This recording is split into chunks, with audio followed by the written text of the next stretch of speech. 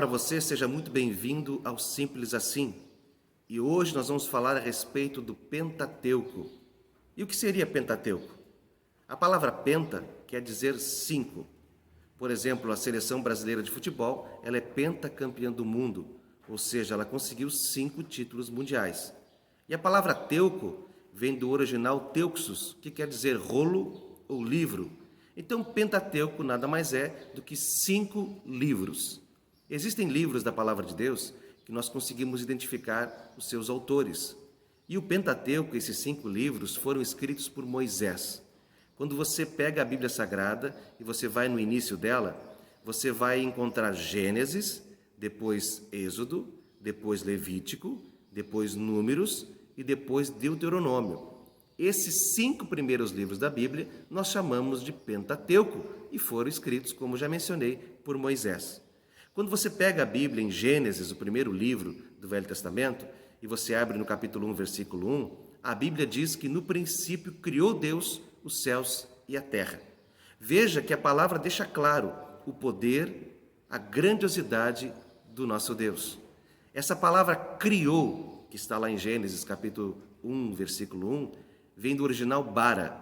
E bara quer dizer criar algo do nada. Então, do nada, criou Deus os céus e a terra. Ou seja, o nosso Deus pode criar qualquer coisa do nada. Ele pode curar uma pessoa do nada, ele pode restaurar um casamento do nada, ele pode transformar a sua vida ou a minha vida do nada. Veja então que o livro de Gênesis conta a história da criação da humanidade, a criação do mundo e também a história de fé de Abraão. Conta também a queda do homem, Adão e Eva pecaram e por causa desta desobediência, o pecado entrou na humanidade.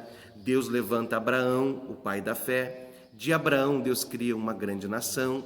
Desta grande nação viria o Messias, Jesus Cristo.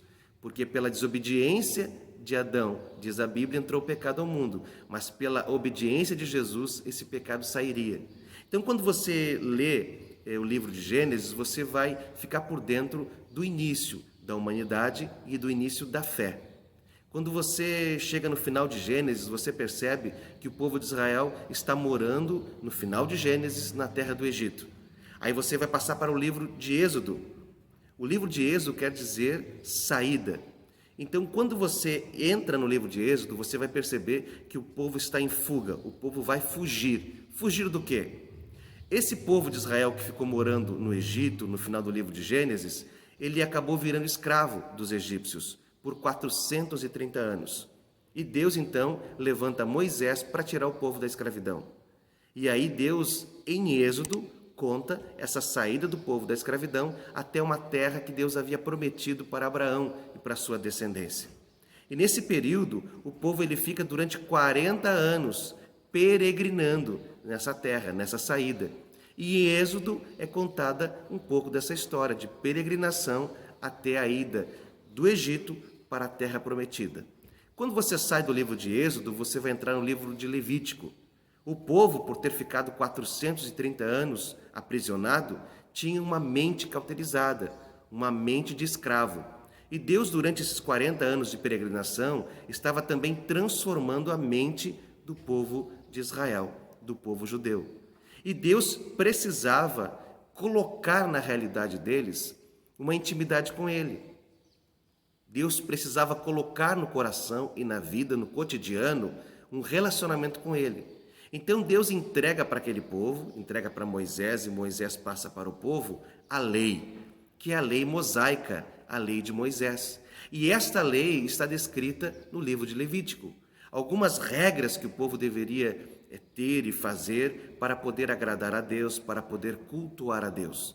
No livro de Levítico, existe essa colocação dessas regras para os sacerdotes. Os sacerdotes eram as pessoas responsáveis por levar o povo até Deus. Então, o livro de Levítico nada mais é do que um guia, principalmente para os sacerdotes daquela época. Quando você sai do livro de Levítico, você vai entrar no 4º livro do Velho Testamento, o 4º livro do Pentateuco, o 4º livro que Moisés escreve, que é o livro de Números. Então, no livro de Números, nós vamos observar 2 censos, 2 contagens do povo. No início de Números existe uma contagem e no final de Números existe outra contagem.